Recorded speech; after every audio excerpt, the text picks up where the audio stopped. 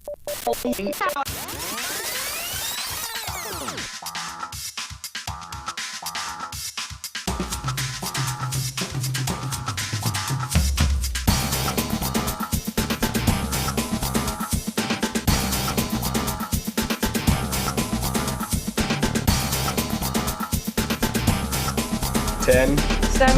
Tech Studio.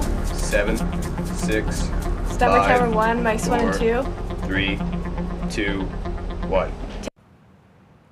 Good afternoon, MCHS, and welcome to the last episode of MCTV for the 2012-2013 school year. I'm Tony Nault. On today's program, we'll have a look back at our finest accomplishments, and we'll also have a look at one man's accomplishments as he prepares to bid adios to MCHS.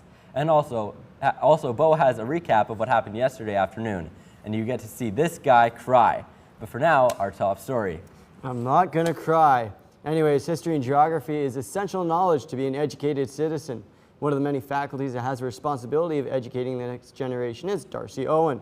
The lessons learned in this class can be used to avoid repeating history. In episode 251, we sent reporter Bo Weatherby to discover how learning history and world geography can be applied to life after school. Our school teaches students all kinds of classes, but the one in particular teaches us history, and more commonly known as social studies, and why it is important in our lives. I think it's always important to know about our past, know where we've come from, know the mistakes and the good things that have happened, and just to discuss those and talk about how these things relate to us today and the future, well, the present and the future. Social studies, it's a way that we can look back and find out about how past cultures lived. And a lot of my students have always heard me say, you know, people are people are people. And no matter when we live, no matter what's happening, it's just the things around us that change and become different. So looking at how we adapt to that and how we change with that is always, I think, an important thing to know, and I think it's just kind of fun to talk about sometimes too. But what do students think about social studies? Mainly because of the fact that you can learn about history and other stuff, for the fact of political or economic and other stuff of that nature. And all the students can agree that it's not just the history that makes social studies a lot of fun. I like my teacher, he makes it fun. And of course, you can always count on Mr. Owen to bring the lighter side of social studies. They should take social studies so they can have the pleasure of having me as a teacher. For MCTV News, I'm Bo Weatherby. Cosmetology is often stressed as a class devoted to beauty, hair, and nails. With Miss Louis Caron at the helm, this option has become one of the most popular at the school, especially at the grade 9 level. In episode 247, reporter Amanda Andrick and camera operator Colton Nelson showed us that there's more to Cosmo than just manicures and hairstyles. Cosmetology has always been a popular selection among many of the girls who attend MCHS. I asked a few students from various cosmetology classes, along with the teacher, questions on how they felt about cosmetology. I really like to be able to teach kids something that they can take with them for life. It's not necessarily always about their career. It's everyday things that they can use. So. I like Miss Karen. She makes the class really fun and interesting. I like learning about how to do nails and hair, and I love doing that kind of stuff, and I think it'd be fun because I want to go into be a hairdresser when I'm older. So. For the grade 9s, it's the braiding is the most difficult. For the grade 11s, of course, they take hair cutting, so that's a difficult concept. But again, once they learn the basics, they're good to go. All of the extra work that we have to do, like doing these posters and stuff, I just kind of want to go to the hair and get it all done. I think the worst thing for teaching cosmetology is trying to motivate students. That's always the most difficult. For some girls, cosmetology is more than just a course for credits. Many girls who take cosmetology want to follow up in a career in cosmetics. My sister's going into aesthetics, and I thought it'd be kind of cool to go into hair and stuff so I can try it on my sisters too. I want to follow up in a career in hairdressing because I enjoy doing people's hair. For MCTV, I'm Amanda Andrick. Welcome back. As graduates prepare to leave MCHS after 4 years here, one of our teachers is preparing to leave it after 19. Mr. Laverne DeWald, our math and graphic design guru, is here to talk about his career in education on the eve of his retirement. Mr. DeWald, thanks for joining us. Well, thanks for having me. So first things first, how many years have you been teaching? Well, I think it's about 33 by the end of June, all in the great town of Morinville. So, nice. All right. So, when you were in school, what made you decide to get into teaching? Well, when I was in high school, actually, the last thing on my mind was becoming a teacher. I'd like to, paint this flowery story that I always wanted to be a teacher, but that wasn't the case. I grew up on a small farm town in central Alberta, and I wanted to get off the farm, so I went to my guidance counselor, and he suggested maybe I should be a teacher. So that's when I started. Was for that reason only. I kind of grew into it, I hope, and after getting involved with the kids and things. But really, it was just to get off the farm. Nice. So my understanding is that you started teaching the first year Primo School opened in 1980. What was it like back then? It was interesting. The building was still in construction. I taught my first 2 months in the cafeteria. We used to clean up after lunch, help out the janitor so that we could actually avoid the pickles and ketchup and things like that on the tables and do some math. And it was interesting. It was a very young staff back then, a very energetic staff, and it was good times. It was really good times. Exciting going into teaching into a new building. Nice. Okay, so while at Primo and for several years at MCHS, you did a lot of coaching. What drew you to coaching, and what sports were you involved with? Well, I started coaching pretty much anything that I could. I started with volleyball and basketball, and I did some track and a little bit of this and a little bit of that. And I think it's always good when you're coaching because the kids want to be there. And sometimes in the classroom there's some kids that don't think they need to learn. So the coaching for me was an opportunity to work with kids that really enjoyed being there. And I think that kind of helped me survive my first 10 years of teaching. Okay, so I heard you taught a jump roping team. Can you tell us a little bit about that? Yeah, I was at a phys ed conference once, and actually when I first came to Primo, I was a phys ed math teacher. I didn't know anything about computers. There was no computer classes back then, so I was at a phys ed conference, and I kind of was taken aback when this group of kids came out and started jumping rope, and they did all kinds of crazy things with the rope, and I thought, wow, that's kind of cool. And I talked to the guy afterwards, and he says, well, we're looking to put a team in Alberta, and he said, would you be interested? And I said, yeah, we'd give it a try. And we actually had some world caliber kids that came through the school, and it was a great time. We traveled all over Alberta, and we got to show off some of our skills and did some trips into the States and into Eastern Canada as well. So wow, quite the accomplishment then. Well, you know what? It's my philosophy to show the kids what little I know and get out of their way and let them learn the rest. So I think I did that very well. So when you're back in the Primo days, do you have any favorite memories or stories you'd like to share? You know, there were so many great kids that came through Primo, as there is coming through MCHS, and I think the most memories that I hold are when the kids that I taught come back at Christmas time for the turkey dinners that we started way back when, and we find out how they're doing, and then or I'd run into them on the streets and find out what they've done after all these years. And in education, we're kind of like investment bankers, and you know, you put your money in the account, and some of them are long-term investments, yeah. And they take a while to come to fruition. And maybe some of those challenging kids that didn't think they were going to do anything, and didn't think they liked this, and they didn't think they liked that, and all of a sudden they turned out pretty darn good.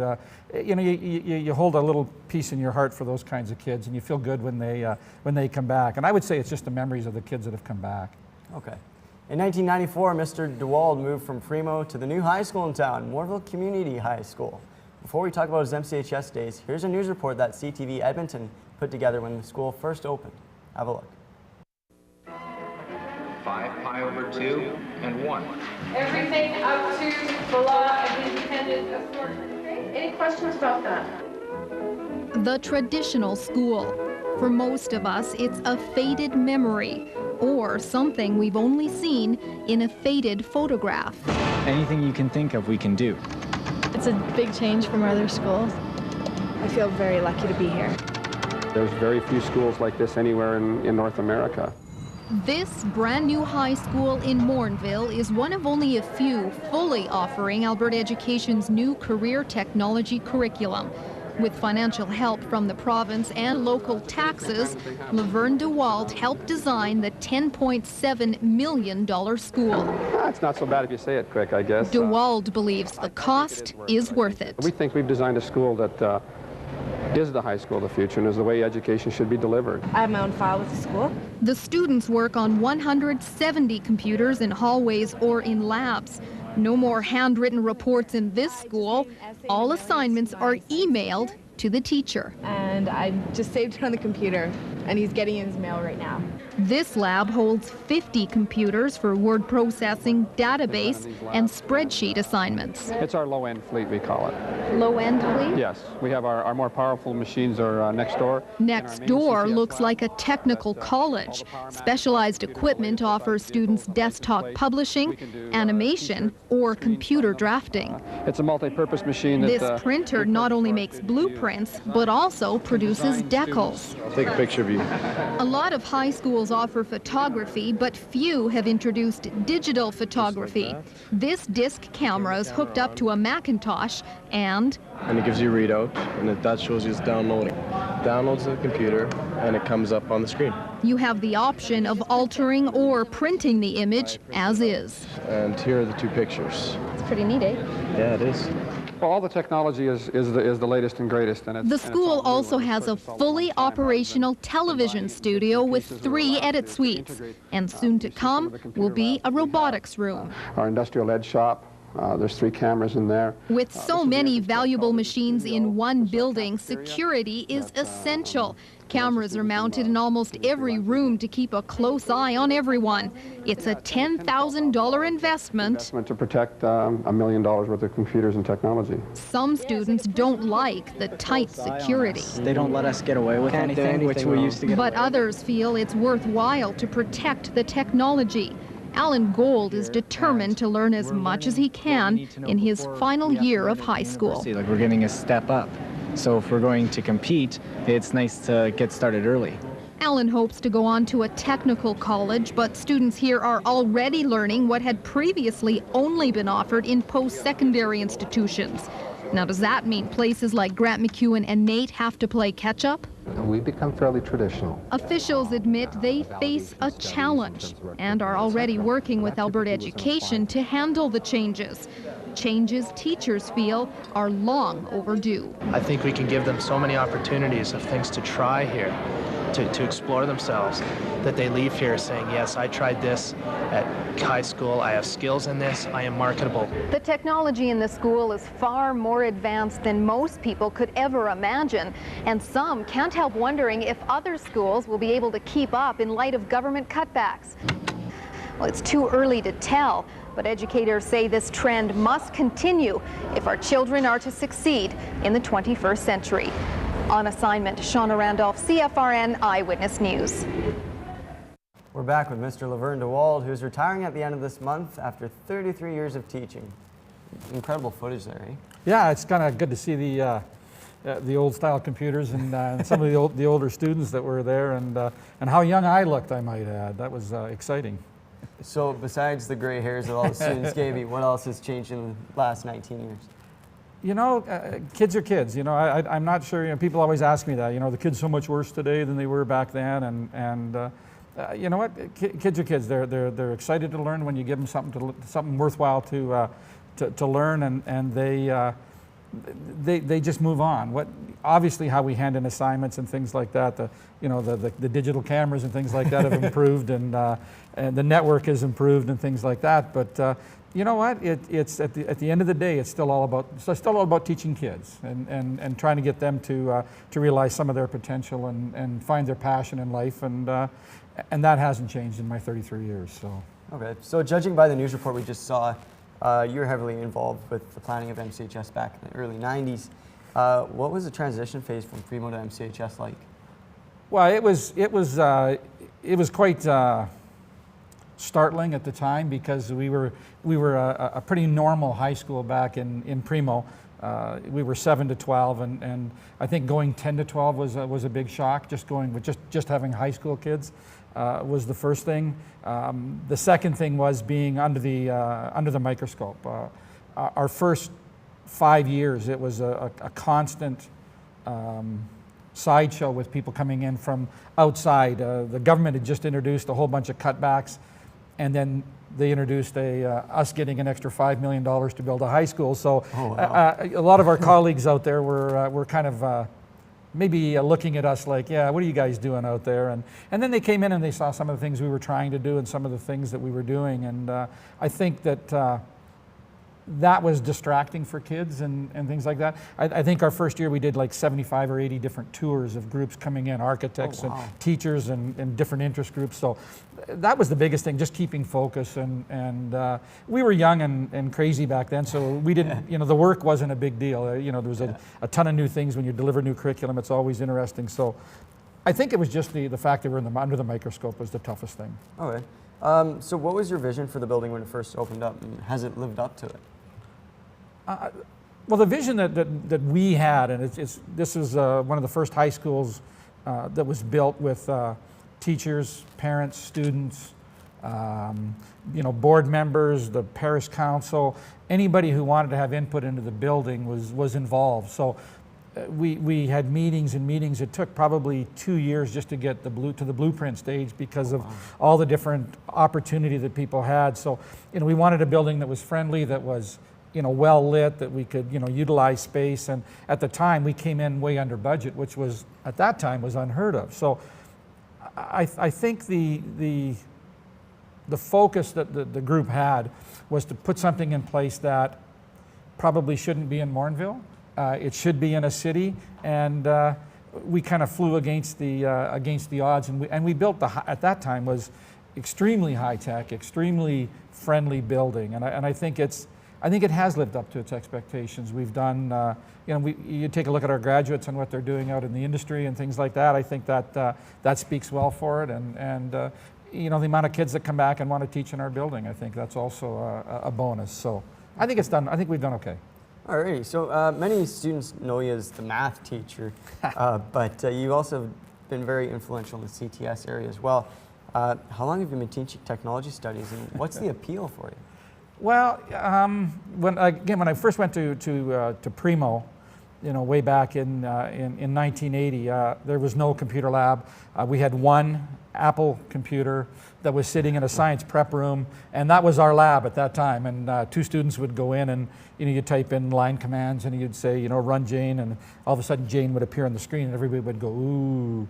And then all of a sudden we started getting into desktop publishing. We started getting into different things that at that time the Macintosh could do, and the possibilities in my mind started, exploding. Like, again, I have no computer training at all, and I just fortunate enough to kind of fall into the position, and I just saw it as a way that kids could express themselves more efficiently. It's really no different than a pencil and a piece of paper. It's just a tool, and our job is to teach the kids how to use the tools properly, and so that they become more effective, and maybe they enjoy learning. And there's some kids out there that can learn better from videos, and so you can use the computer to disperse that to the students. So I think at the time the appeal to me was how we could improve our teaching and how students could improve learning. Yeah.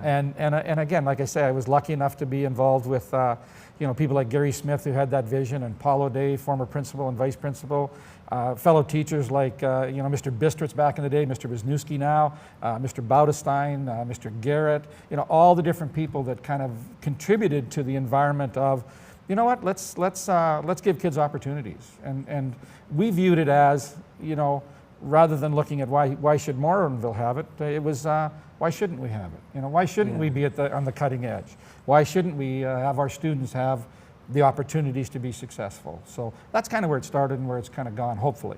Yeah, okay. So from your standpoint, what's the best part about being a teacher? Every day I get to come in and I get to learn something from my kids. Kids amaze me on how much they know and again, how little I know about things that are out there. And I think the idea to come in and sit down with a group of 10 to 50 kids and be able to talk and listen and experience what they're going through, and hopefully my goal is to always give a little piece of me to every student that leaves here, and maybe that's a smile or or this or that or whatever it is, and hopefully that down the road that maybe sparks them to become something that they're passionate about. So I guess that's kind of why I do it. Okay. I did it, sorry. So teachers are usually very modest individuals, but as you look back on your career, what do you see as your legacy here? Well, the legacy, I would think, would be probably the graphics lab. That's something that I've kind of had my hand in since the day one, since the purchasing and all the way through, and the curriculum and how it's delivered and how the students use it. So I would say probably the graphics lab. It's hopefully that after a student has met me, they maybe are a little bit better off than they were before they met me. That would be kind of cool. So, but I probably the graphics lab. Alrighty. So with retirement less than a month away, what are your plans for the future? What's in store for Mr. DeWald? Well,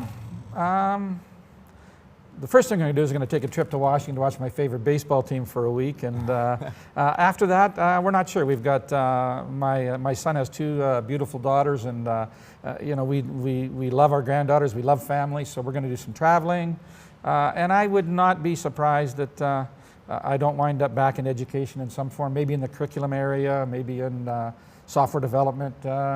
Maybe as a janitor, I'm not sure. So we'll have to see where life carries me. I'm not really worried about it right now. So, okay, excellent. So I'm sure that over your long career, you've had numerous opportunities to pass on words of wisdom to your students.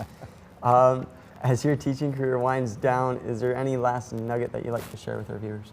You know what? Find something you're passionate in, and do that. Boy, there's no better feeling than to get up in the morning and look forward to the day. And whether that's, it doesn't have to be the highest paying job, it doesn't have to be the lowest paying job, but it's got to be something that you enjoy doing and you're passionate about. And the people that I know out there that find their passion, they're happy, they live longer, and they enjoy life. And to me, that's the ultimate. Find your passion, explore it, and have a blast. All righty. To finish up our time together, Mr. DeWald, I'd like to give you a series of this or that questions. I'll give you two choices and pick one. Ready? You betcha. All right, Mac or PC? Mac all the way. Serianos or jalapenos? Oh, I'm going to go with the jalapenos. All right, basketball or jump rope? Ooh, tough one. I'm gonna go with the hoops though. As much as I love my basketball, or as much as I love the jump rope, I still love coaching basketball. Star Wars or Star Trek? Oh, sorry, Star Wars. All you Trekkers out there, I apologize, but it's Wars all the way.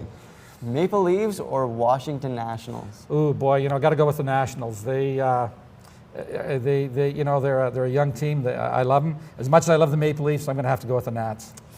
All right, Photoshop or Illustrator?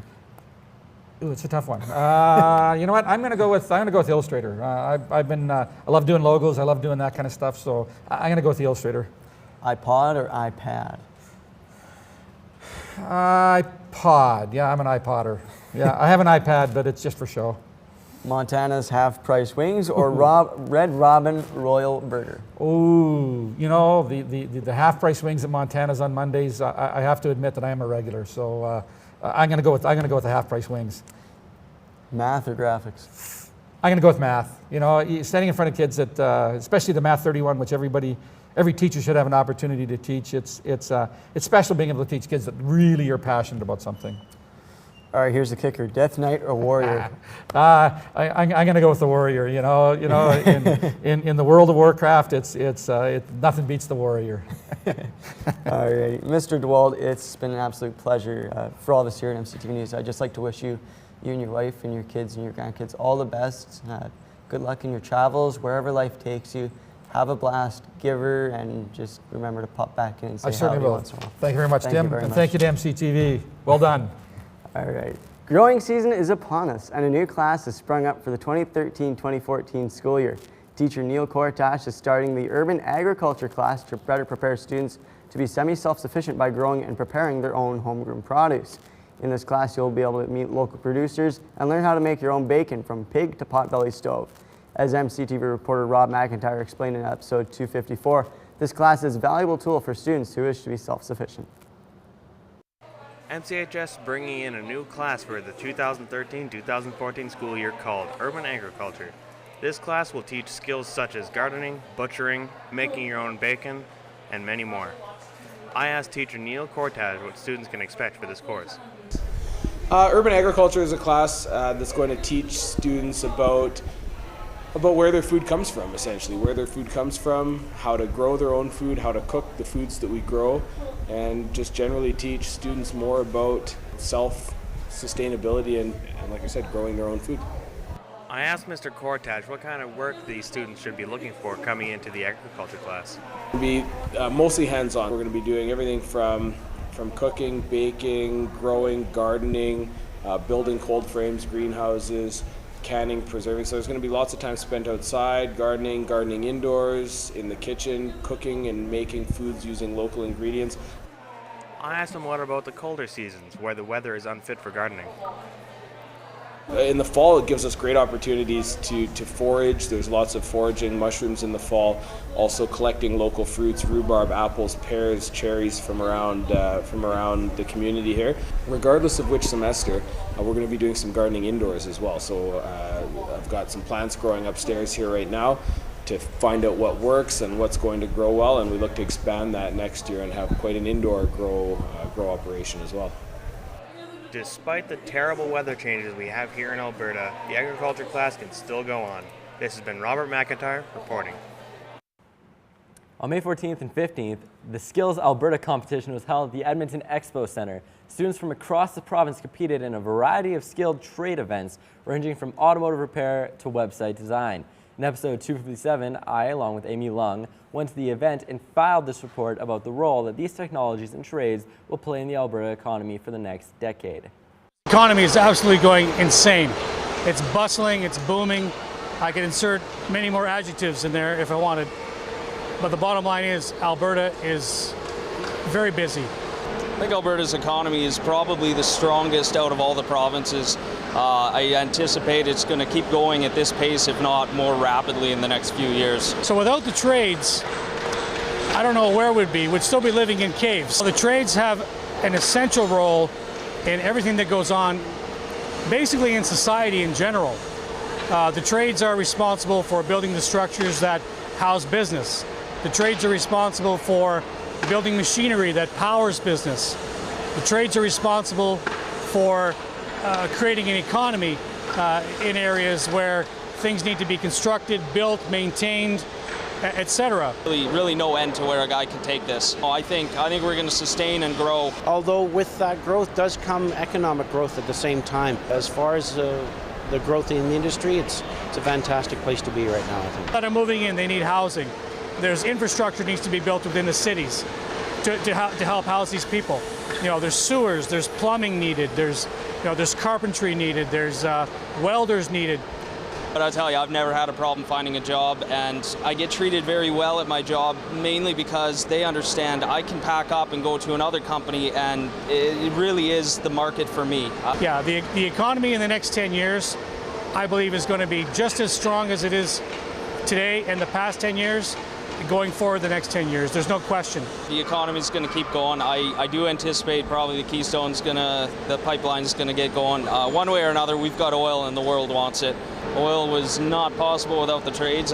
There's still a lot of oil sands industry to be developed, and through that development, there are so many thousands of offshoots or spin-offs from that development. I mean, from the preliminary groundwork, when they go out to a site, when they got to prepare the pad, there is heavy iron moving from start to finish. There's a diesel engine pushing it, let alone electricians, carpenters, and everybody else in between. And I think there's work for all these thousands of people and more. I know that Alberta's economy in the trades right now is in a very good position. Tony, I gotta say, yesterday was quite the interesting day weather-wise. Yeah, tornado touchdown by Edmonton, tornado warnings all along the QE2 corridor. Eerily reminiscent of Black Friday. Yeah, scary stuff. To find out more, if we're gonna have another active night on the weather front, here's Bo Weatherby. Bo? Yeah, guys, obviously we had some tornadoes hit down some places in Edmonton, but we didn't get any tornadoes in Morinville, so that's the good news. All we had was just a tornado warning, and we had a school lockdown, which is just precautionary, and just just to make sure we're all gonna be all right. But obviously that's how it's gonna be for the next few while. But let's look at the weather right now. Whitehorse is 10 degrees with some sun with some partial weather. Same thing with Yellowknife in Vancouver.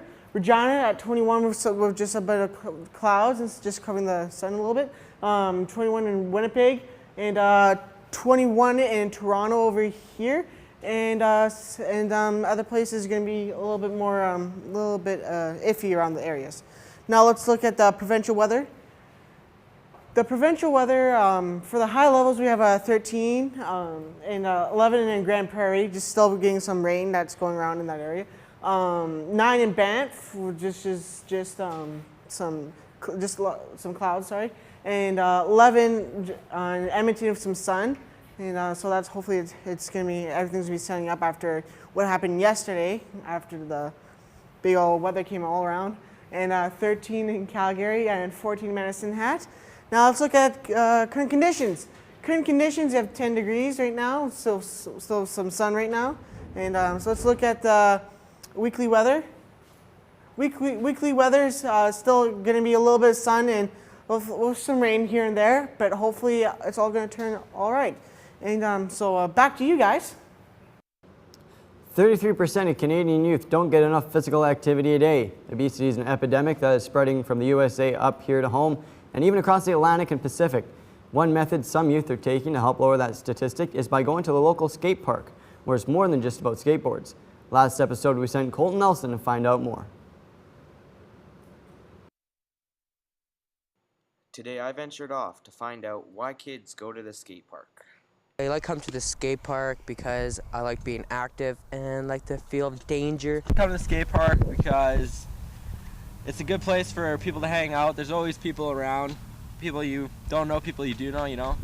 So basically I can hang out with my friends. I know there's always gonna be friends here. If I'm bored at home, I can just come to the skate park. For sure there's gonna be people here. I like coming to the skate park because there's cute boys and fun things to do and learn. So people aren't stuck inside their houses all day doing nothing. I come to the skate park to ride my bike and, you know, talk to people about skate parking and biking and showing off to the ladies and whatnot. I think it's one of the best ideas Morinville's had in a while. I really enjoy coming here. It's fun for everyone 12 and up. I took a deeper look into what kids may like or may dislike about the skate park. I recommend kids going to the skate park to keep them out of trouble. You ride bikes and you skateboard and you chill with friends and you learn tricks. All the little kids getting in your way when you're trying to scooter or... Yeah, I think it was a pretty good decision. You know, it brings the kids together really. Like, it's an open environment where kids can come, anybody can come, you know, you don't have to be invited, you can just show up. There's always a welcoming environment. You know, people hanging out, people biking. You know, it's better than, you know, say going to somebody's basement or to a garage. You're getting exercise, you're in the sun, you're having fun with all these different people you know, people you don't know. And it's just, I think it's a better environment than some of the ideas that could have been built from Morinville. You know, like a skate park I think was an ideal choice. I'm perfectly happy with the skate park. I enjoy coming here. It benefits people from keeping the kids off the street and keeps them active. Yeah, it's really good to you know, get off the couch, stop being lazy, come out and get some exercise, have some fun, you know. For MCTV News, this has been Colton Nelson reporting. Now for some actual news. The Morinville Community High School Band and the Ecole George H. Primo Junior High Band joined forces to create the ultimate band for the 2013 spring concert held recently at the Morinville Community Cultural Center. We sent MCTV reporter Amy Lung to look at the notes that made this beautiful symphony possible. June 11th, Ecole Georges H. Primo Middle School and the Morinville Community High School joined together to form a whole band along with their single performances that were hosted at the Morinville Cultural Center. His performance was amazing. It was phenomenal. I think this was the best performance of the year. So yeah, my students performed so well. And so did Primo. They were amazing as well. So I think we did fairly well. Yeah. We did awesome, as Mrs. Cormier would say. It was awesome. It's so good to see all the kids get together and have a good time, play some fun tunes, and it's also great to see the high school kids because most of them I taught, so it's awesome. Like from when we first started, it was downright awful. Bass clarinet was screwing up a lot, flute was screwing up a lot, saxophone was screwing up a lot, percussion was bad, but by the end of the year we actually all got together and it worked out, well, hopefully beautifully. Band performances do a great help for students. It helps with their performances and have the opportunity to present their hard work. This year's spring concert combined songs that were played throughout the year, and many students put in extra effort for this concert. It gives a lot of confidence for the kids, and it's just that we've worked, like you work so hard for the songs, and then you perform them obviously, so it's more like a confidence thing. Well, the more we practice and rehearse, the better students get. Sometimes you get in a slump and you feel like things aren't going well, but then on a night like tonight, it just proves everything, that all that practice pays off. So the more they practice, the better they are. And you know what? It's a good skill to have just in general for like when they go off in the world of work in the future. Having music as a background is a huge skill. Yeah, it'd be amazing. And especially we have more instrumentation, it would sound so much fuller. And hopefully, if I have more people join, I could split my class 10, 20, 30. And well, 9, 10, 20, 30. So that would be awesome. Kids we get, the more funding we would get, the more people would be interested in it, the more the public would be interested. It's just a really great program, so the more the merrier. Hey, do you want to be interviewed? I can't tell if you're really good or really bad at this. From MCTV, this is Amy. Now let's take a look at the upcoming events here at MCHS. The MCHS administration team reminds you to keep housing over the summer. House doesn't just apply to the campus, but to the entire world. Attention grads, if you have any appropriate footage rated PG that you'd like to see in the grad video, please bring it to me or the MCTV studios ASAP. Your contribution to the video is greatly appreciated. A reminder not to put garbage in the recycling bins. Recycling bins are for paper and cans only. Congratulations to the MCHS track team for your 6th place finish among 3A team schools in Alberta. Summer work experience forms are available in student services. Please fill them out and return them ASAP. See Mr. Maslick for more info. All artwork will be ready for pickup on grad day, June 21st. Any art left over the summer will be unfortunately recycled. Reflection room material must be returned to room 104, s'il vous plaît. Stress about exams? Check out student news on First Class for stress and studying tips. For these and all other school events, stay connected over the summer by logging on to the school's website at www.mchs.gsager.ab.ca or follow us on Twitter at mchs_wolves or by searching the hashtag MCTV News. The Valentine's Day dance is something lovers look forward to every year. It's a chance for couples to really strut their stuff on the floor, then hug each other when that slow song comes in. In episode 248, we sent Genevieve Ransom-Ratouche to find out more. The anti-Valentine's Day dance was a great success and overall brought the best out of the crowd. But not always do these things happen, as DJ Fish and Janessa further explain. My little sister's actually going to this school, so they gave me the recommendation to come out and go from there. Yeah. I think they do a really great job, actually. They play all the music, they play different varieties for everybody, and I know that some people don't like the songs, but it's always, they're going to play a really good song next. The biggest challenge is probably going to read the crowd. I could have them be going with one type of music, then it could just drop instantly. So just being able to keep them up on the dance floor. Valentine's Day is not always about love and commitment, but to many students this event connected them in unique ways other dances wouldn't. Sounds like a good day to celebrate. Like, I know a lot of people, like, suicide rates go up way higher around Valentine's Day.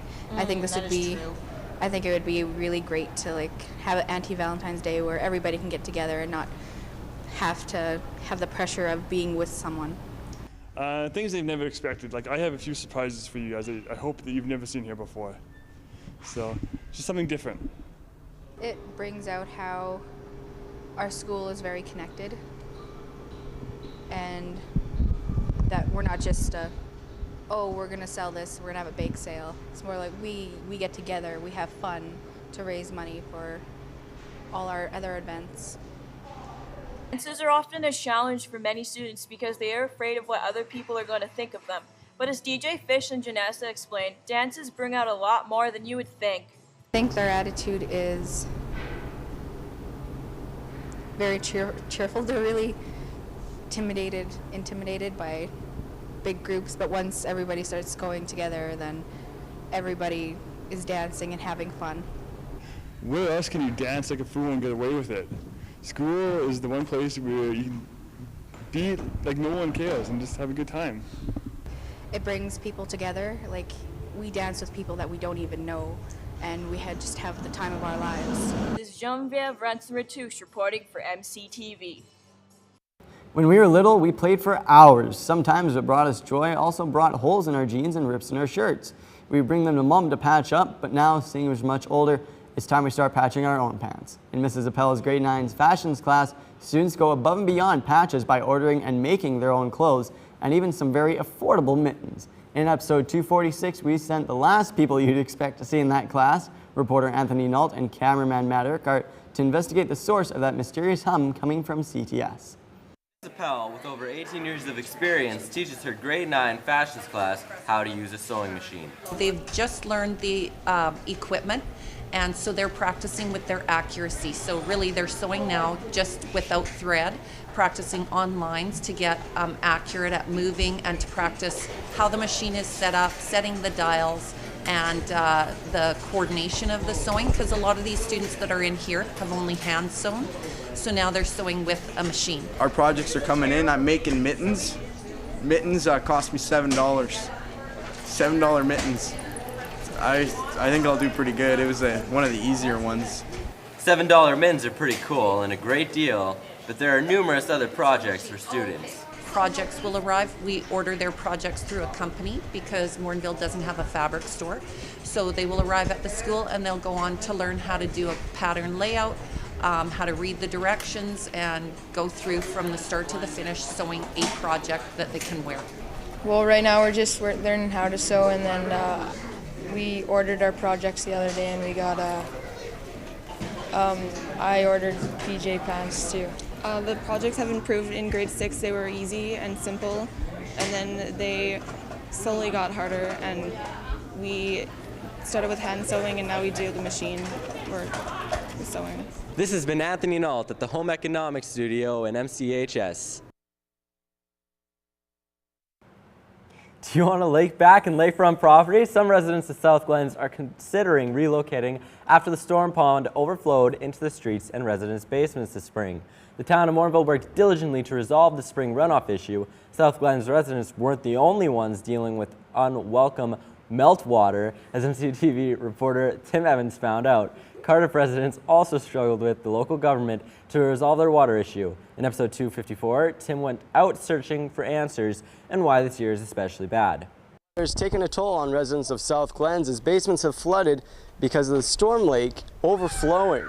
I talked to residents about how the flooding has affected them and what the town has done about it. Well, I'm disappointed in the town because I don't think they have done what they needed to or supposed to do. Enough is enough. This is like unnecessary, and now we have probably $30,000 to $50,000 to $100,000 worth of damage in our developed basement. Claude Valcourt, Director of Public Works for the town of Morinville, told me he wasn't aware the basements were flooding and defended the town's efforts to bring the situation under control. Nobody's called me, so I haven't heard anybody calling us. So the main message that went to them is for them to ensure that their sump pump was working. Well, first of all, the water I'll say shouldn't be coming in because it didn't get to the point where it would have been coming in through the windows. South Glens residents weren't the only ones dealing with flooding in their backyards.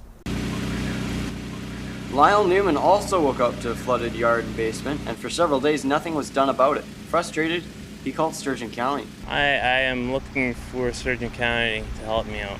This is, I have no reason why I should be the only one draining water out of the field where everyone else seems to have built up berms back there. And I don't know why I should be paying the cost for this. Derek Delardo, Senior Transportation Officer for Sturgeon County, says all they could do for Hamlet residents was bring in pumps. Obviously, nobody wants to get flooded. We're trying to work with them if it's our jurisdiction. A lot of times it's private lands or whatever, so we're doing what we can to help them. Yesterday they showed up. We would like to go in the field, but we're tied by our jurisdiction. In the end, there's only Mother Nature to blame.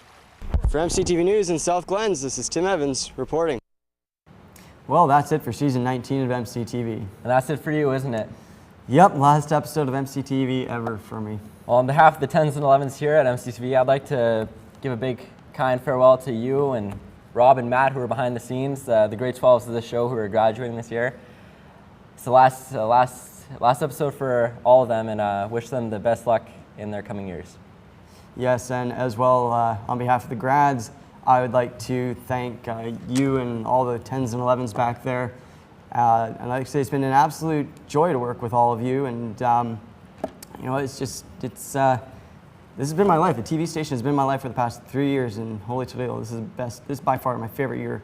An honor to share the news desk with you, Tony, and all the others I've hosted with. And speaking of news desk, we'd like to send out a last muchos gracias to Global Edmonton for donating this for our studio. For all of us here at MCTV, I'm Tony Nault. And for the very last time, for MCTV News and the grads in the studio, I'm Tim Evans. Party hard, grads.